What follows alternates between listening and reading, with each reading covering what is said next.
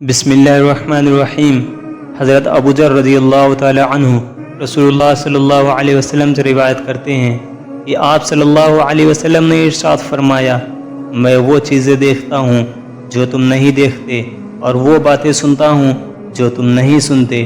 آسمان عظمت الہی کے بوجھ سے چرچراتا ہے، جیسے کہ چارپائی وغیرہ وزن سے بولنے لگتی ہے، اور آسمان کا حق ہے کہ وہ بولے۔ یہ عظمت کا بوجھ بہت ہوتا ہے، اس میں 4 انگلیوں کے برابر بھی کوئی جگہ خالی نہیں ہے جہاں کوئی نہ کوئی فرشتہ اپنی پیشانی سجدے میں اللہ تعالیٰ کے سامنے نہ رکھے ہوئے ہو۔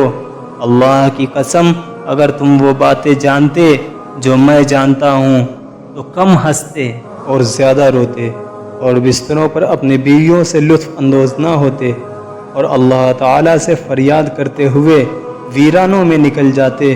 کاش میں ایک درخت ہوتا جو جڑ سے کاٹ دیا جاتا۔